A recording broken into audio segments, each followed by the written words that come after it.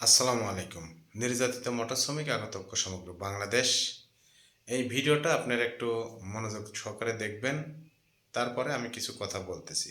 একজন ড্রাইভার সাহেব উনি তেল নেওয়ার জন্য নজলম্যানকে মারছে।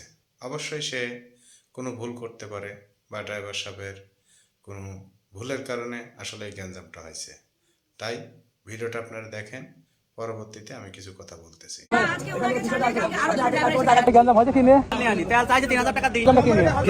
তেল দিচ্ছে না, 1 টাকার তেলও দিনা। 2500 টাকা তেল দেয় গাড়ি এনে 100 গাড়ি যদি 3000 টাকা করে তেল দেয় তাহলে অনেক টাকা তেল লাগবে। মারতে পার এখন আমার ভুল হয়ে গেছে যে কথা নাকি মাফ করে দিবা? আমি মাফ করতে পারবো না। আমি প্রচুর খুন নেব, খুন হাতে বন্ধ দিয়ে দেবো। এই তুমি যে বলতে যে ওরে খুন করে তুমি প্রতিশোধ নিবা, তোমাকে খুন করেছে নাকি? খুন করুক বা না করুক, তুই কি কাম? প্রতিশোধে ভুল করছে। এই জন্য এলাকার গাড়ি আপনাদের সাথে আর কি ভাই অনেক সময় কথা বলি, আমরা সাথে সাথে নজল মানে ধরে মারবা, এটা তো আসলে কি ঠিক করেছে? তুমি কি হুকুমের গোলাম, যা হুকুম করো। হ্যাঁ, নজল মানে দোষ কি? একটা জিনিস কি, এই ক্রাইসিসের সময় সে আমাদের কাছে দাবি করেছে 3000 টাকার তেল, আমরা সেই উপলক্ষে 10 লিটার তোমরা পাম্প থেকে নিতেই হবে। আমরা 2000 টাকার তেল দিতে চাইছি, দিয়ে দিছি না চাইছে। তারপর ওই পয়েন্ট আরেকটা গাড়ি ছিল, তারা হুড়া করতেছিল। সে কি করেছে, ওই গাড়িতে দিতে গেছে, কারণ তাকে বলেছে তুমি ক্যাশিয়ার থেকে অনুমতি না আমি দিচ্ছি, এরকম স্বরূপ কথা বলেছে। সে কি করেছে, কলার ধরে মার শুরু করেছে। জিজ্ঞাসা করছি মারছেন কেন, বলছে তাই কি হয়েছে আরো ধুনবো। কোনো কাম হয় না এইভাবে, এটা দুঃখজনক ব্যাপার। এবারে তো মুখ পুরা হয়ে গেছে ভাই।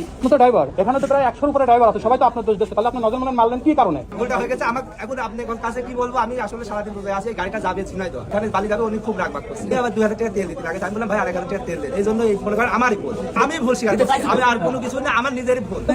তুমি যে রোজা আছো, ও রোজা আছে, তুমি এখন কি বললেই করবে? ও রোজা আছে, ও রোজা আছে, তো অপরাধ তো ভুল স্বীকার করছে।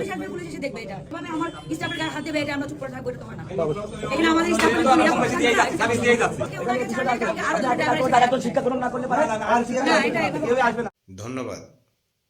আমি এই পাম্পের এই ম্যাডামকে বলতে চাই যে আপনি বলতেছেন যে পরবর্তীতে আরেকটা ড্রাইভার সাহেব আপনার স্টাফকে মারতে পারে।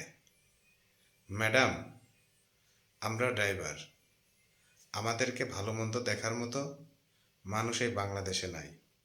তাই বলতে চাই, আপনি স্টাফ চালাচ্ছেন আমাদের ড্রাইভার সাহেবদের জন্য। ড্রাইভার সাহেব যদি আপনার পাম্প থেকে তেল না দেয়, ওই স্টাফের কিন্তু কোনো মূল্য বা কোনো দাম নাই।